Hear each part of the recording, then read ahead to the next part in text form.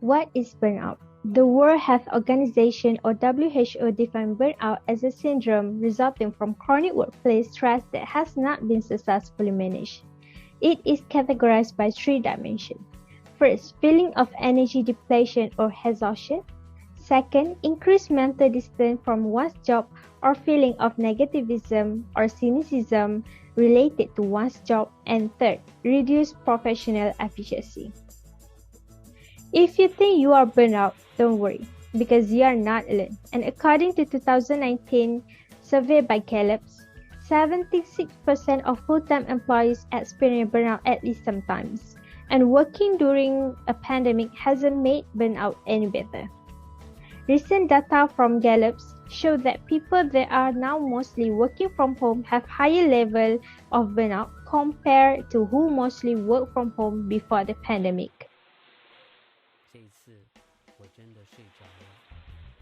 Burnout can show up in many ways. They can come across a headache, mental, physical, and emotional exhaustion, a general negativity about your job, co-workers, and management, or dip in your work performance.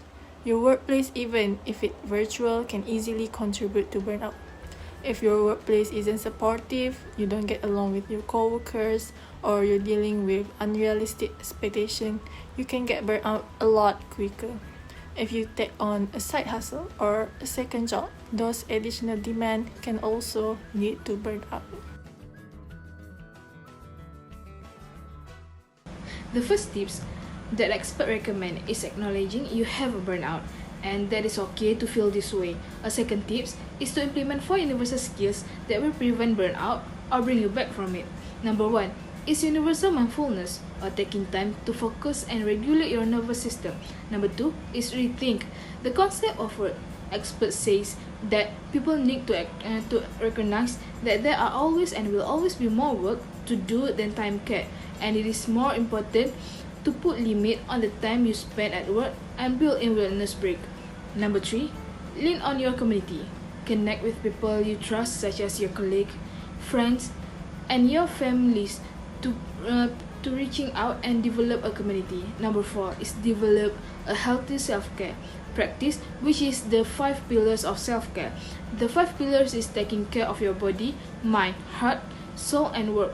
So that can mean wearing outfit that you love, reading for fun, checking in with your emotion, practicing gratitude, and doing something bigger like a kind act for someone else. So the key of dealing with burnout at home or in midst of pandemic is to simply give yourself a break.